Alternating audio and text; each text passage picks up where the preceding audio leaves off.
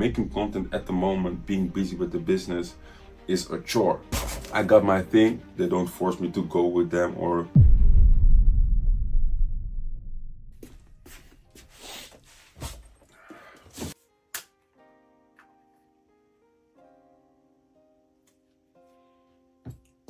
So people, what's up? Back with a new video. And it's been a while that I'm making some videos. I was struggling a little bit with making time for the videos because now I got a bit busy because of the company's doing well, getting new clients, and a little bit issues with my time management. So that's why this video got delayed, because some people are asking me about where's the new video. And funny thing, I don't have that much subscribers, so the people that are still watching to this day are really like the core ones. But this video is going to be about 3 things mainly: my personal life, company things, and how it went with the expo. So let's begin with my personal life. I've made some points, so I'll be going through them as well, so you can understand what I'm going through at the moment. So the first one is about my personal life. I've been struggling with doing fun things in the meantime. So what I mean with that is, like, as an entrepreneur, what I experience myself is that I'm heavily obsessed with the work that I do because I love it. But because of that, I forget sometimes to like enjoy life as well, do fun things, be with friends and family, and get my mind off the work. I've been forcing myself to like put myself in a situation that I have to have fun. I'm not saying like I don't like to have fun, but it doesn't come into my mind that quickly as before when I didn't have a business. But I guess when you are having a business and you run a business, you found fun in the work that you do for the business and also working on it. So that's why I've been forcing myself to do fun things. That's why also in a few topics later we will talk about the summer and how important for me the summer is. So let's move to the second thing, that it's actually the summer. So fun thing about this is, like, I split my year in 3 parts mainly, sometimes 4, but most of the times Q1, Q2, Q3 and 4 are separate from each other. So in Q1, most of the times I focus on business optimization, foundations and those things. Q2, I guess the beginning of Q2 to the mid of Q2, I'll be still working on what I did in Q1. But from the middle of that point on, I'll be more focusing on, let's say, having fun, preparing myself for summer, going on vacations, making sure I see my friends a lot, just laying down the work, so to say, because I found it fun to like be outside in the summer and have fun and make memories. So therefore I can, like, later down the year I can go back into my work mode, or maybe sometimes I go to vacations. That's what I do most of the time. So Q1 work, Q2 and 3 are like chilling, and Q4 is work again. So that's what I do most of the times. But coming back to the summer part is, like, as an entrepreneur, as a person, as mainly, you need to have space and time to enjoy life. And for me, I sometimes forget that, and sometimes I isolate myself also because I'm so heavily involved with the work that I do. Sometimes it gets lonely, but it's good to have friends around you that like pull you out of your work situation, but also respect that you are in your work mode as well. And I guess to nice and right communication with your friends. For example, I have friends that know that if I'm gone, and I will come out like when I want to come out. They don't force me to go with them or, you know, do things I don't want to do. But when they know, like, for example, the summer is coming, they know I'm going to be outside or be more with them. So they know then when to like text me, like, yo, are you ready? Are you going with me? Blah, blah. Because I need that sometimes. Even when I don't, or I'm not available, I say that as well, and they respect that. And that's why I like my friends a lot. But also to right communication and understanding your friends as well. That's for me like a big win, because I don't feel pressured to go outside when it's time to work. They don't pressure me as well. So that's a nice thing. So that's how I'm preparing for the summer. I've been planning some crazy things for the summer, so I will be filming that as well. New team members as well through my YouTube, and a new media buyer. So as you all seen, and so this video is also a YouTube video as well. I got the DM the other day. I will show you like the DM in the screen. That was from a subscriber. So make sure you subscribe. And he was telling me like, yo, I like your brand, I like what you're doing, I like what you are saying and showing in your videos. And he asked me like, yo, who's making your thumbnails? And I guess everybody that does YouTube in the beginning, they do their own thumbnails. So I said like, yo, I'm doing my own thumbnails. And he said like, yo, let me make your thumbnails for you. And I was like, bet, bro, that's nice. So I was like, first of all, I was like holding it back. I delayed it a little bit because I was like, yeah, do I want to really like outsource that thing? And I was like, mwah. But after a while I got like, yo, I want to be like time efficient and more focusing on what I actually want to do, because making content at the moment, being busy with the business, is a chore. But I'm also on the mission that I want to document everything I do. So this was a thing for me that I was like, okay, holding it back. But now that I'm outsourcing like the video making, editing, it gives me more time to do other things. So that's the editing part. I have a new media buyer that you will see also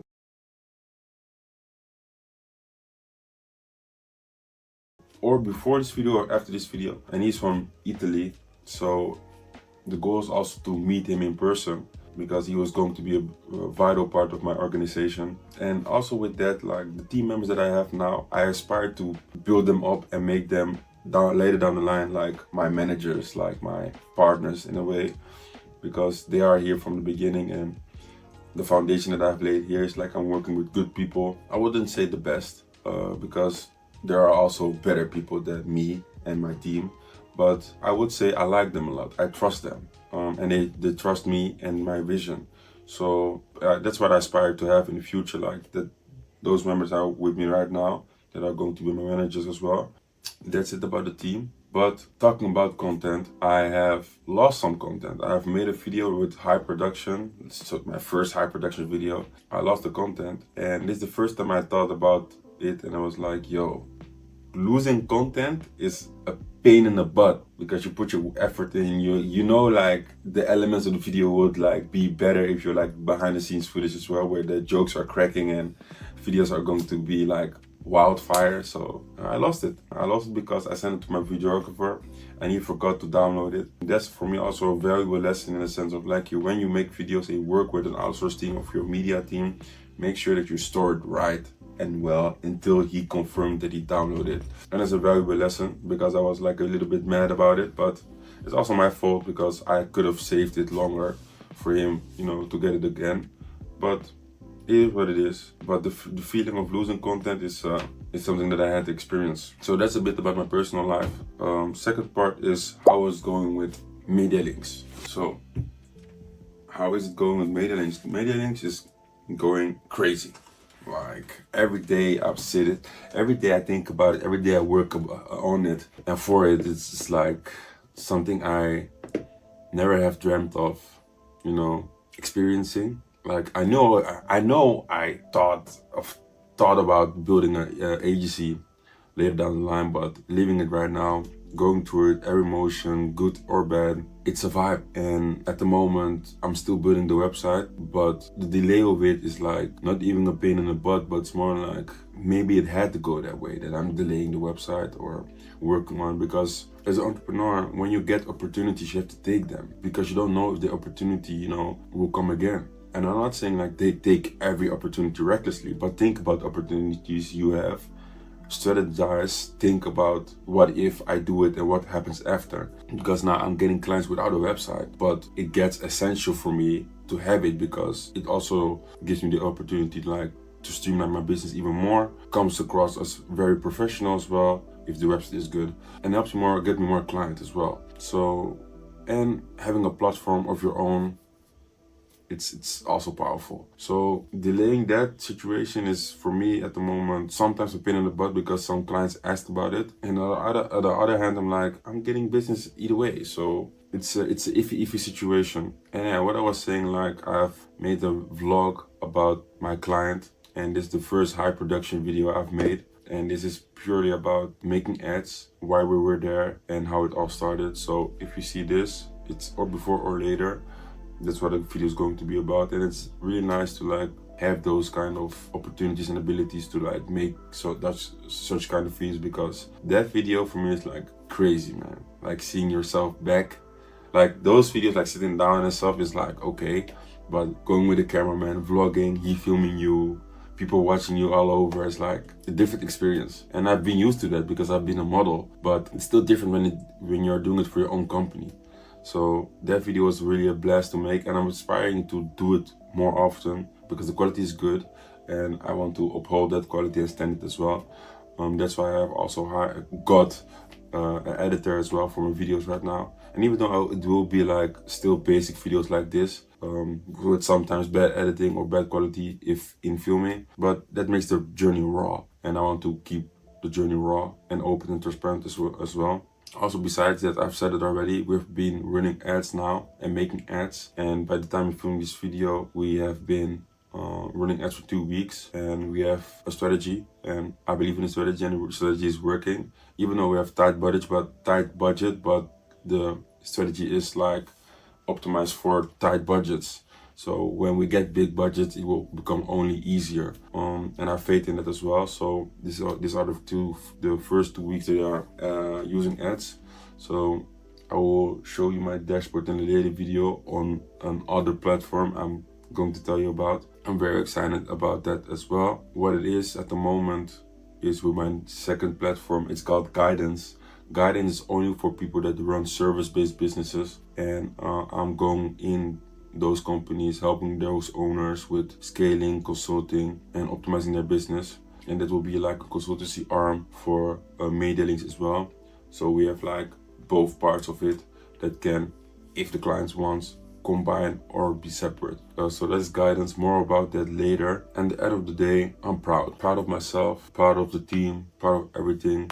But the key lessons of everything that I've been through this last 4 months is patience, because I had to deal with like people, things not working, things being delayed, not wanting to be where I want to be. The key through this all is being patient and making sure that you do the right things in the meantime. I believe that I've been doing the right things, even though it has been eating me up from the inside, because I'm not very a patient person. I like to do things in an instant. This is also the part of being an entrepreneur, being patient and waiting for the right time to strike. And I guess in April we will have some nice moments to strike. And I've also got a new watch, and that watch has a different story. It's on the way though, but stay tuned for more. This was my update about how my life and media links is going. On to the third part is how did the expo go? Okay, so ladies and gentlemen, I went to an expedition, my first expedition, and what happened in this expedition was like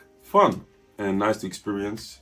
So I've wrote some things down because I will forget, I guess. But the first thing is what I wanted to tell you about the expo is that shout out to Chatley Valentine on Instagram, and because he's the founder, Simon with Claire, aka She, on Instagram as well. They are the founders of Nairobi Skin. It's like a skincare product, and they run like skincare products as well. Go check them out, Nairobi Skin. And I saw in his story that he was going to an expedition for his company as well, because he was on the search for a facilitator for his products. For storage, I'm losing the name, but he was there for his business, and I saw it on his story, and I was like, yo, where is it? Can I go as well? So he sent me the link. I opted in, and I went the next day. And that's also the thing, is like sometimes you have to put yourself in an uncomfortable situation, and even it is uncomfortable, do it alone. Sometimes you don't need to do things with friends or relatives or partners. Sometimes the opportunity is there for you alone to take it, and you should. So I went there not expecting anything. They gave me an app, I signed into the app, and there was a marketplace for people that needed specific kind of services. I was like, okay, let me hop in. On that app, they showed people that are in need of certain things and people that are delivering certain things. So I was like, bet. There were like people looking for marketing services as well, even though, mind you, this expedition was for e-commerce businesses as well. So I went there on the app and started reaching out to people that needed marketing services as well. Through the whole day, I spoke with a lot of people there. And mind you, I was on the way there, so I wasn't even at the expo yet. So I got into contact with a bunch of owners and talked about it and talked with them on what we can do for each other. So I got some prospects from it, but about that later. So I went to the expedition and I got my, I can show it now. I got my thing, my name with media links on it.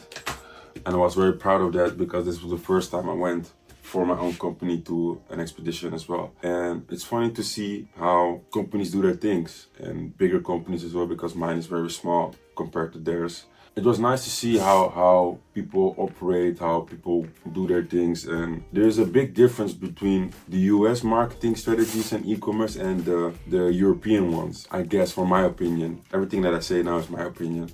So I was there, and I most of the times I follow like Neil Patel, Alex Hormozy, Gary Vaynerchuk, Seth Godin if it comes to marketing in the US. And when I went to this expo, there were so many things I thought or I saw or I felt that were lacking here in the European market if it comes to the e-commerce space.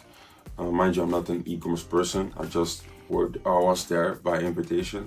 And it's so fun to see that some companies are lagging behind on strategies that are out there that the US is using, but in the European Union, let's say it's new. If you can spot the difference, there's a gap in the middle. If you have the right knowledge, you can play into that gap and make your own like blue ocean from that. So I saw that and I was like thinking like, yo, these are things I can implement in my business as well. But it's so fun to see that people are, I guess, lacking. Or also it's an expedition, so people won't like show everything that is behind the curtain. So I'm just filling it in right now. But it's nice to see that there's a difference. And as a person, as an entrepreneur, there's a room to like step into that environment as well. I saw a lot of my competitors there. I wouldn't say even competitors because I'm not even at that skill to see me as a competitor. But I know that with the time, when the time is right, Media Links will go there as well.